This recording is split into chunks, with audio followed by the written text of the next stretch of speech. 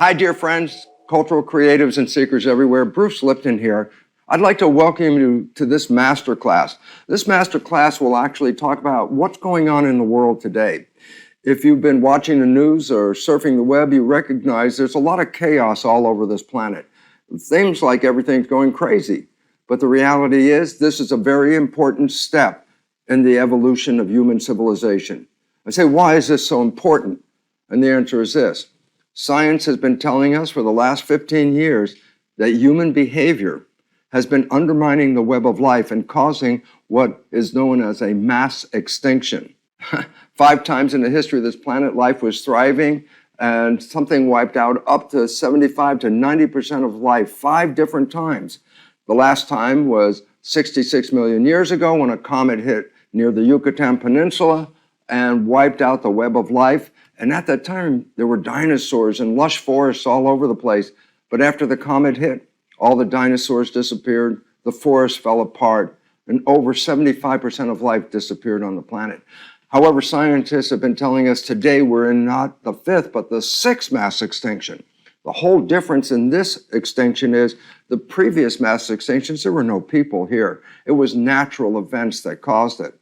However, today's mass extinction is actually due to human behavior. We are undermining the web of life.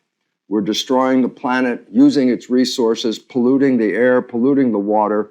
Without recognizing, we are creating our own extinction. Now, some people think, well, this may take thousands of years. And I go, no.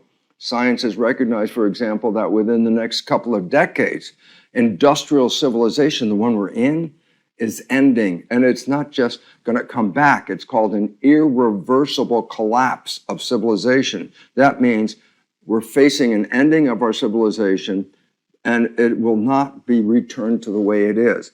And the reason is very important, because the way it is causing the problem. So what this means is that we have to change human behavior. And I'm very excited to be here because as a biologist for the last 50 years, I've been working on stem cells and cells in biology, trying to understand the mechanisms of life. And the programs that you all understood in school about how genes control life, etc., well, that's misinformation because there's a renaissance in science, a new understanding of what's going on. The whole idea that genes control your life, that's a false statement. Because the new science called epigenetics is the science about how your mind, your consciousness is actually controlling your genetics, your behavior, and your life experiences. So I would now like to just give you a bit of an overview of what is going on in this world, the chaos you're looking, and what we can do as individuals to change the future of our world and not just survive into the future, but thrive into that future. Over 50 years ago, I was working on my PhD at the University of Virginia in cell biology. And I had the fortune of working under a very prestigious scientist by the name of Erwin Koenigsberg. He was one of the fathers of cloning cells. And at that time, I learned how to clone cells, but not just regular cells. I was cloning stem cells. Now, everyone talks today about stem cells, but 50 years ago, there were only a few of us in the whole world that even knew what they are. Stem cells are in your body. To understand why, well, we have 50 trillion cells. That's what a human body is. When you look in the mirror and see yourself and you say there's one organism, I go, no, a human body is a community of 50 trillion cells. Most important fact about this is every day we lose hundreds of billions of cells. Just normally, skin cells come off, hair cells come off, even the entire lining of the digestive tract from the mouth down to the rectum is replaced every 3 days. I say, well, wait, when the cells are dying, what's replacing them? And the answer is stem cells. I go, well, what are stem cells? They're embryonic cells, so that they can replace any of the cells in your body that are lost every day. So what I was doing was trying to understand the nature of how stem cells work because they're multipotential. They can form skin, bone, muscle, nerve. But the question is, what controls the fate of the cells? Well, what I was teaching students back in those days was the story that genes turn on and genes turn off, and in the process control the fate of cells. Well, that's the conventional understanding people still have today, that genes are somehow controlling their life. What I was doing was cloning a stem cell. And what that means is I just put one stem cell in a dish by itself. It divides every 10 or 12 hours. And after a week of cell division, I have about 30,000 cells in the dish. But the most important point, all the cells are genetically identical because they came from one parent. But I split the cells up, 10,000 cells in each of 3 dishes. Now remember, all the cells are genetically the same. So basically, I am creating a culture environment to feed my cells. Now again, I have 3 dishes of cells, genetically identical cells in each dish, but I make 3 different versions of culture medium. The chemistry was slightly different. And in culture medium A, the cells form muscle. In a second dish with culture medium B, the cells form bone. And in a third dish with culture medium C, the cells form fat cells. Well, the question is, then what caused the cells to become muscle, bone, or fat cells? I say, it wasn't the genetics, because all of them had the same genes. The only thing that was different was the chemistry of the culture medium. And this completely challenges our conventional belief that the genes make this decision. It turns out the cells respond to the environmental signals, and the environment controls genes. As I said, your human body isn't a single thing. It has 50 trillion cells in it. So consider this. Your body is a skin-covered petri dish with 50 trillion cells. What's really significant in this insight is that you have the original culture medium called blood. So your cells are adjusting their genetics to the composition of your blood. Now I say, well, then what controls the composition of your blood? Because that means that composition is going to control the fate of the cells. As I said, change the culture medium, muscle cells. Change the culture medium, I get bone cells. Well, I said, well, the culture medium in your body, the blood, the chemistry of that controls the genes. And then I go, well, what controls the chemistry of the blood? And the answer is the brain is the chemist that puts the chemistry together. But I go, yeah, but what chemistry should the brain be putting into the blood? And this is where my whole life changed, because now I recognize the insight, and that is this. The chemistry the brain puts into the blood is based on the picture in your mind, your consciousness. Are you in love, or are you in fear, or are you angry? Whatever feeling you have, the brain translates that into complementary chemistry. One of the most important things released by the brain in love is something called growth hormone. What is that? Well, it says what it is.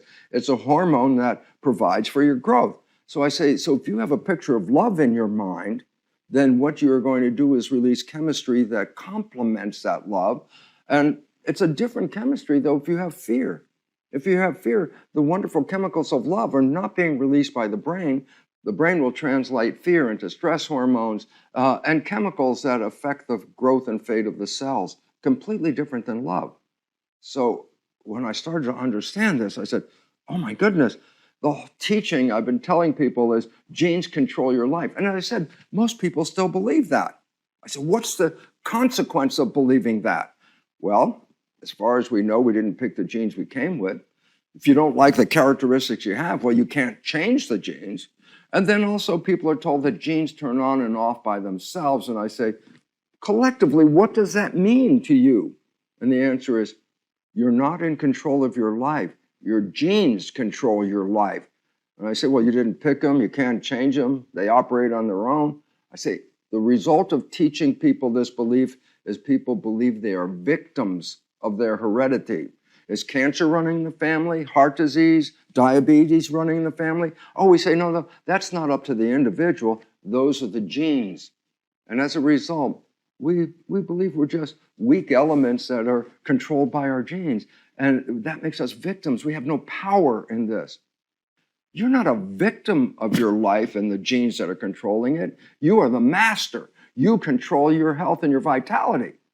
Well, then you look around the world and go, well, if we're controlling our own health and our vitality, why is the world experiencing a health crisis? Every country on the planet has a health crisis. Does that mean we're all just weak human beings? I go, no. We now know most important fact, and science has recognized that up to 90% of illness is actually due to stress. And I say in the world today, the stresses are Nothing is secure anymore. Your job's not secure. Food supply's not secure. I say it's causing an increase in stress around the world. Well, if people knew this, then they could control their health. But no, people are still believing genes control their life. So the new science is coming out now, but the public is really behind in understanding the meaning of this new science. What can we do about this? And how come we have an issue in creating the life that we want?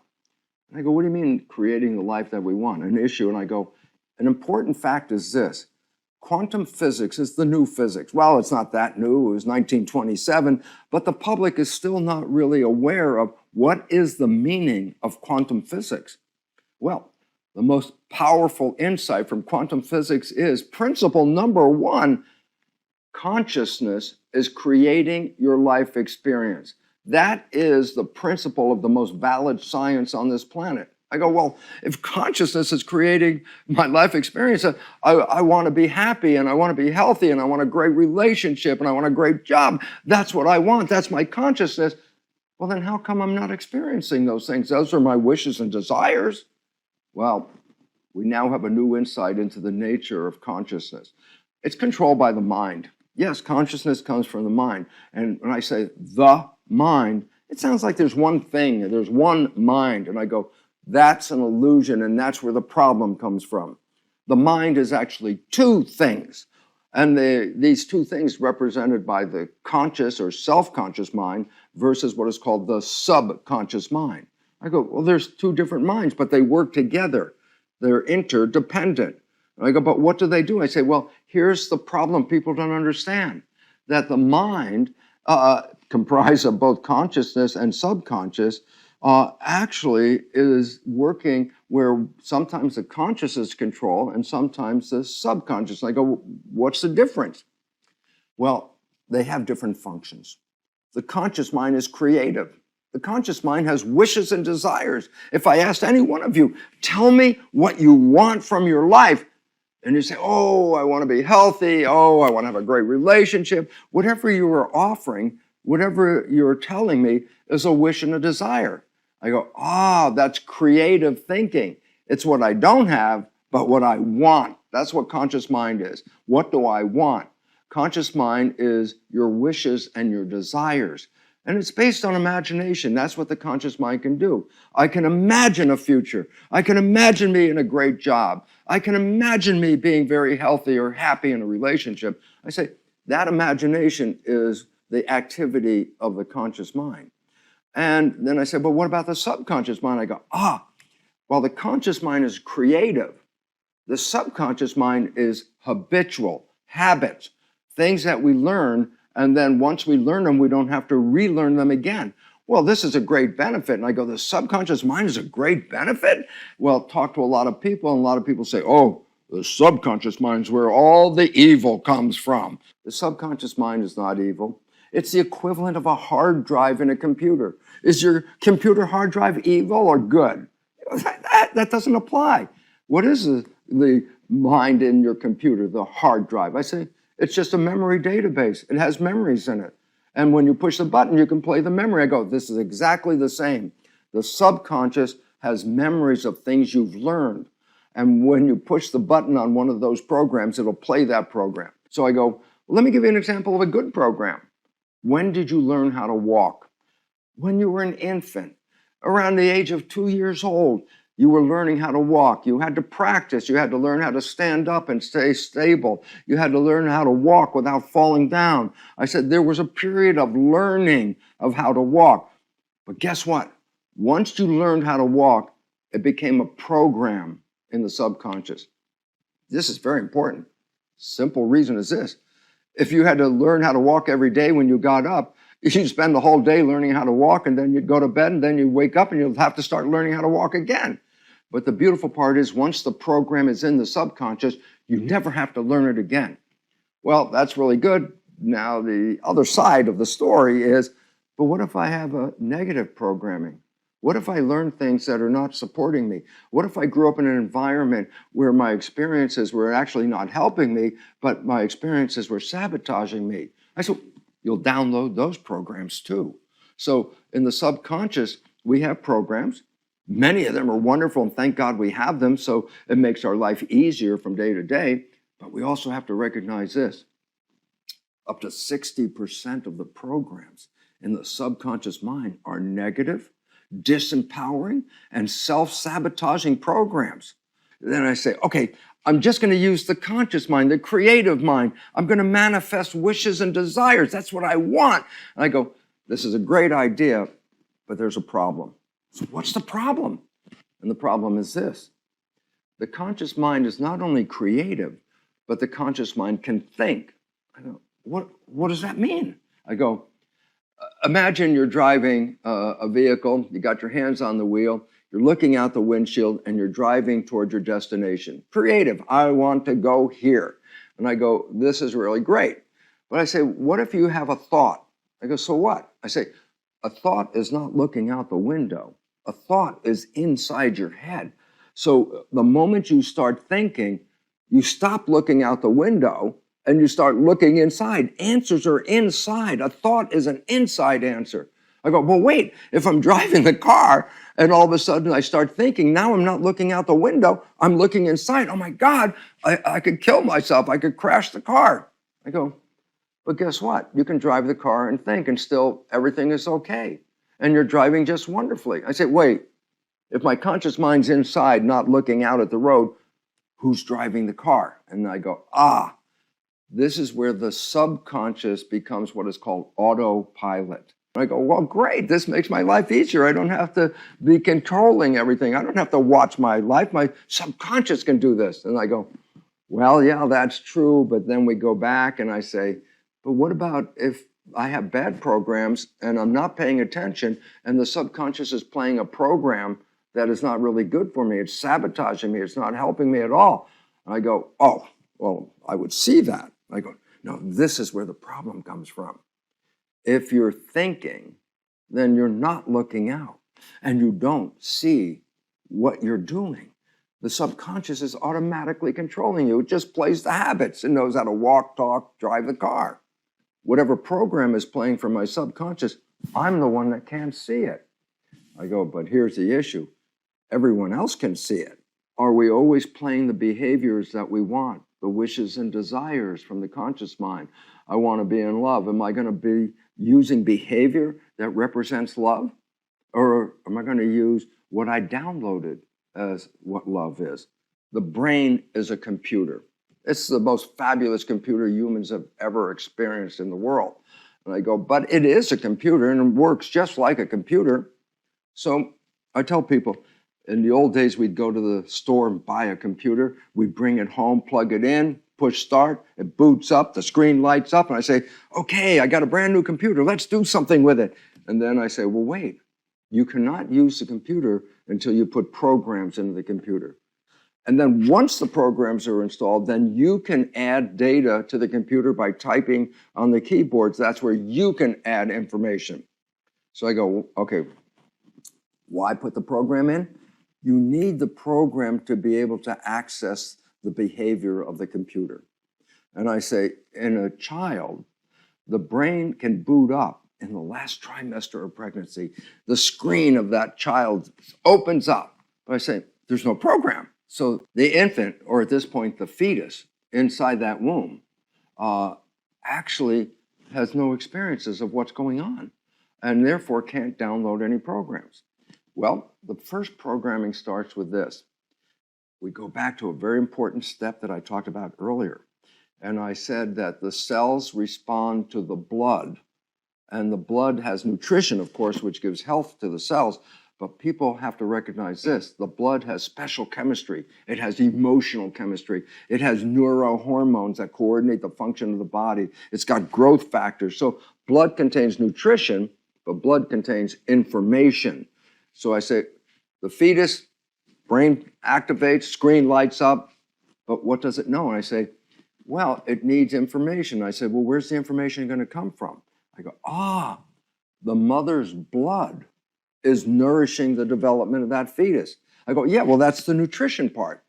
But what people didn't recognize for a long time is There's more than nutrition in the blood. There's information about how the mother is responding to the world. Is she in a happy state, or is she upset, or is she in fear or concern of what's going on? I go, relevance is this. The picture in the mother's mind of her life, it's translated into chemistry that reflects her life. And then that chemistry actually then goes into the fetus, because the blood from the mother is nourishing the fetus, but it also brings information. If the mother is happy, then the chemistry of love is in her blood, and the fetus is not just getting nutrition, but it's getting the chemistry, the hormones, the emotional character of what love is about. It's learning, okay? But if the mother is in fear or concern about her survival, she's under threat, then the experiences of the hormones of threat, those hormones also go into the fetus, and the fetus now doesn't know what's going on, but the chemistry of the blood going to the fetus is informing the fetus that something's wrong and that it needs to be in protection. Even though the fetus has no idea why, it's the hormones that are going in there. So the issue is this: the child begins learning programs even before it's born. But then after it's born, the brain is operating at what's called a low vibration, meaning you could put wires on a person's head. It's called electroencephalograph, and you can read the brain activity of consciousness. And there's all different levels of consciousness. The lowest vibration is delta in the brain, that's sleep. And the next higher vibration is called theta. And theta is a state of hypnosis, but also a state of imagination. And theta in a child's development occurs between ages 2 and 7. I go, well, what's the meaning of this? I say, when a child's brain is in theta, it's not yet conscious, because conscious is a higher vibration than theta. It's called alpha, and then even a higher vibration called beta is consciousness. So I said, wait, the child is not experiencing consciousness for the first 7 years. I go, no, it's at a lower vibration, theta. Theta characterized by imagination. And this is how children below 7 years of age can mix the real world and the imaginary world and make up fantasies about life. But we also know that theta is hypnosis. A state of theta is hypnosis, where the brain will observe the world and download just what it sees. It's just like a video recorder. Whatever it sees, it downloads. Like, so what happens in that first 7 years? I go, when the child is born and it watches the mother, watches the father, watches the other kids in the family, or watches the community, while it's watching them, it's actually like a video recorder downloading behavior.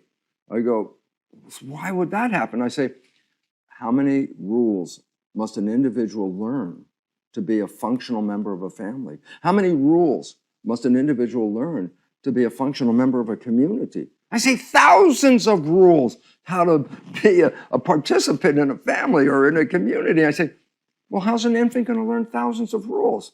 Are you going to read it, read the rules to them? I go, no, that's not how the infant learns. The infant under age 7 is in theta, which is hypnosis, which is nature's way of helping a child download thousands of rules by just observing the people around them. And I go, these become programs in the subconscious mind. And then I go, okay, but remember I said I don't have to use a subconscious mind for my life. After I'm 7 years old, I have the conscious mind. I could type on my computer, add whatever I want. And I go, true, except when you are thinking, that means you're not looking out the window, then the programs you downloaded now become the behavior you're going to play. Now, these behaviors you downloaded, they don't necessarily answer your wishes and your desires and what you want. You're playing somebody else's behavior, but you don't see it. I go, again, why don't I see the behavior from the subconscious? The question is answered simply by saying, hey, am I paying attention? I go, no, that's why you don't see the behavior. You're thinking, your consciousness is looking inside, your subconscious is controlling behavior on the outside. Every one of us is, when we are thinking, we're playing subconscious programming.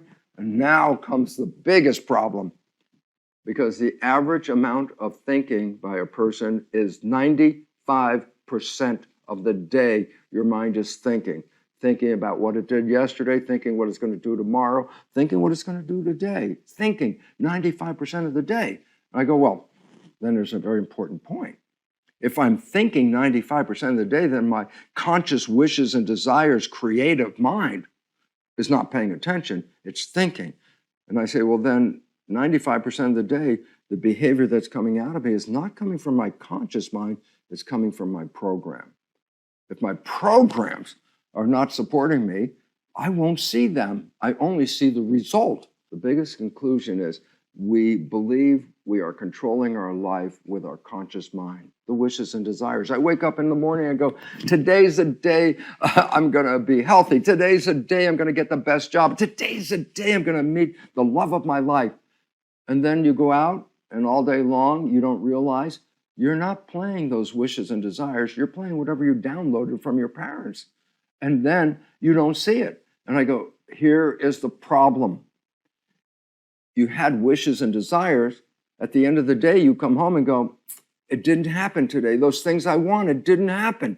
And I say, and what would be the result of that? And the answer is people think, oh, darn it, the world's against me. These people, I'm a victim of those people. Why?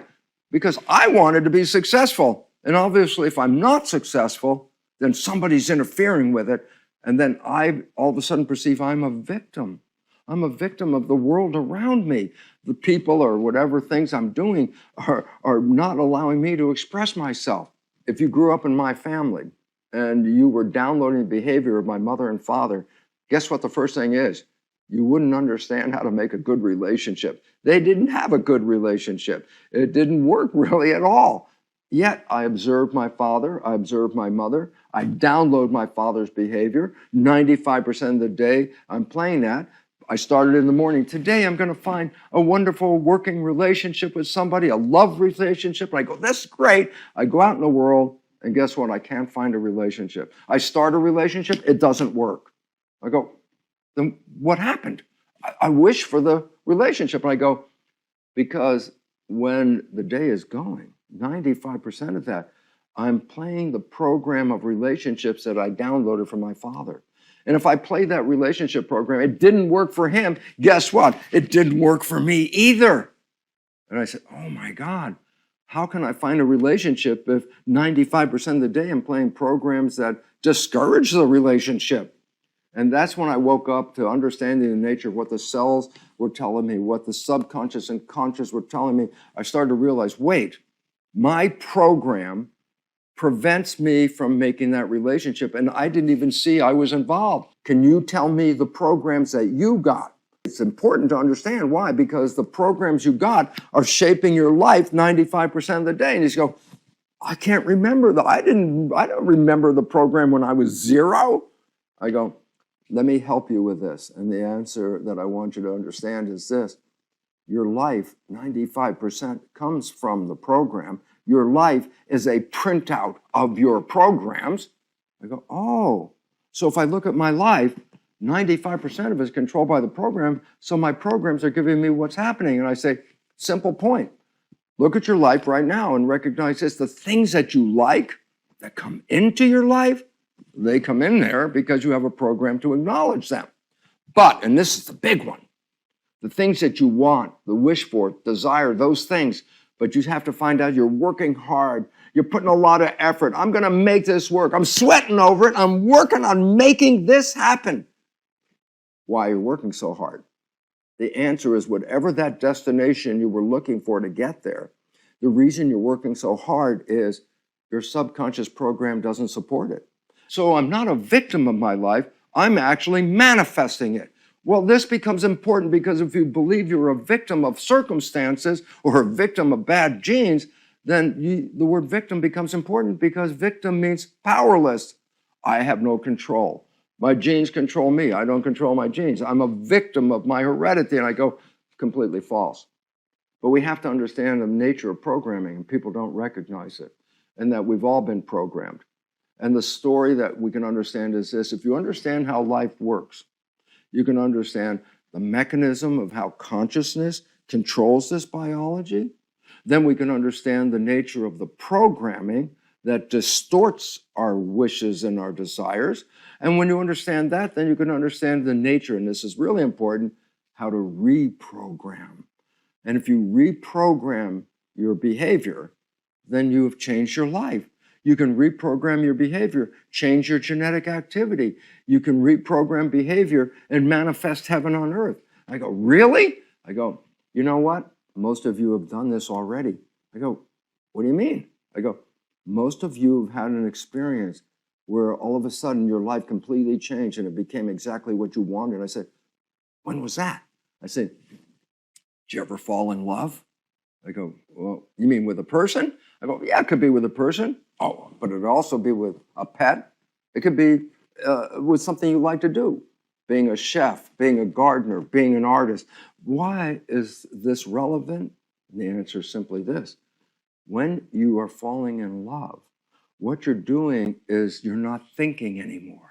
Now you're participating live. You're not thinking. It's called, in the New Age world, we call it being mindful. And I say, what does that mean? It says, I'm not thinking, but I'm staying present at the moment, which means my conscious mind is now not working 5%, but my conscious mind is working over 90% in controlling my life. And I go, and the behavior in the conscious mind, yeah, that's the one for wishes and desires. So your life could be blah, blah, blah, blah, blah. You meet someone, guess what? You fall in love. You stop thinking. You stay mindful. I go, why? Well, if you've been looking for someone your whole life and they show up, this is not time to think. This is the time to be there with them. So you stop thinking. That's being mindful. And I say, what's the result? In 24 hours after falling in love, your life has changed. Now, guess what? You're experiencing something called the honeymoon.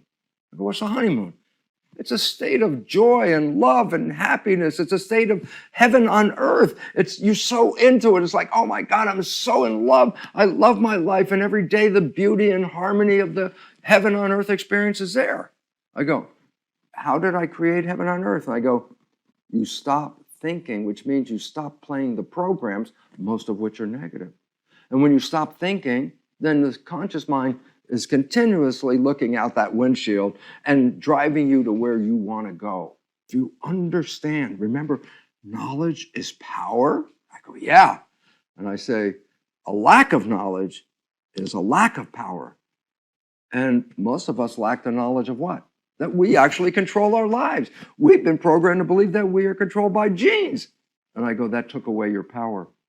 So if you understand the new science, it's the new science that will give you the knowledge to empower your life. If you're looking at the world today, you see it's in a state of chaos. And I say, what's going on? I say, we're destroying the planet. Humans are destroying the planet. And I go, well, how come humans are destroying the planet? And I go, our programs are not supporting us to be in harmony with the planet. We're undermining the planet. We're destroying nature. We're taking all the resources out of the earth, and we're polluting the air. We're polluting the water. We're destroying the environment we're living in. I go, we're destroying the environment. I go, yes, this is the basis of what is called the sixth mass extinction of life. I say, why are we destroying the planet? And I say, our programs that we downloaded don't support harmony in the world. They don't support harmony between us and our environment. When we can change those programs, we can change that view. And I say, but this is what nature is calling on us to do right now. Nature is giving us the symptoms. You guys on this planet, you're destroying the web of life. You want to move into the future? Well, you have to change your behavior because your behavior is destructive at this point. Actually, science has already recognized that we are facing an irreversible collapse. And I emphasize irreversible because it means the way we are living is taking us down the hill and destroying the environment without us recognizing we are the environment. If we destroy the environment, we destroy ourselves. And scientists have already understood this. In fact, NASA scientists in 2016 came out with a report of a science understanding from global scientists. And they came out and they said, for a fact, industrial civilization, the one we're living in, is facing that irreversible collapse. We are being told. We've been told for 15 years, but nobody's really saying, so what can I do about it? And the answer is, first thing we can do about it is learn that what we're creating is not coming from our wishes and desires. We can change that. If we change our behavior, we can stop destroying the environment and save ourselves. I say, well, when is this end of industrial civilization? Well, they recognize within the next couple of decades. In other words, it's not 1,000 years from now we're talking about. We're talking about 20 years from now. The civilization that we're living in today will be gone. And you can see it every day on the news. It's falling apart. Does it have to fall apart and end? I go, no. It's when we as humans wake up and recognize how powerful we are in controlling the environment in which we live. Without that knowledge, we've been controlling the environment not in a healthy way, but in a very self-destructive way. So we are in the chaos of coming to an end. I said, does it have to end? And here's the beautiful part. It says, no. Nature is telling us, wake up, change your behavior, start to live in harmony, not just with nature, but with each other, because this is the evolution that we need to thrive into that future. You want to move into the future and enjoy life like heaven on earth, like lovers do? I said, that was always available. We just have to let go of the old programming and start to create better, more harmonious belief systems where we work together with each other as humans and work together with nature, who's the source of our life in the first place. We have that power to do that. Civilizations that were here 10,000 years ago, such as the Native Americans or First Nation people in Canada, Aborigines in Australia, Druids in Europe, what did they know? They knew that the environment was a garden and that they were gardeners and they were there to take care of the environment. But somehow over time, we lost the fact that we were gardeners and just said, no, we're here to take advantage of anything we want. And in that process, we have actually been destroying the garden, and this is now today's wake-up call. I hope you really begin to see what I've been talking about in this presentation, because it basically says that we are very powerful creators. Now, there's a lot more information. I glossed over it. I just talked about what is the basic meaning of it. But knowledge is power. And we have a course on coming from chemistry to consciousness, how we got here and how our consciousness works. And if you understand the details, then you become empowered. As I said, knowledge is power. And the master course is just a survey of, this is how it works, folks. But now in the full program, you get to actually see the details. So it's not just a hazy idea, oh, wouldn't it be nice to have heaven on earth? I say, no, here is the mechanism. Here is the process. Once you understand the details, then you become the master of the details. And that's what I'm trying to offer. And I go, and how can I offer this? And I said, well, you know, remember I mentioned that I had a real bad problem with relationships because I used my father's program. And once I understood the information that we're talking about, and especially that presented in the course, what's really important was what?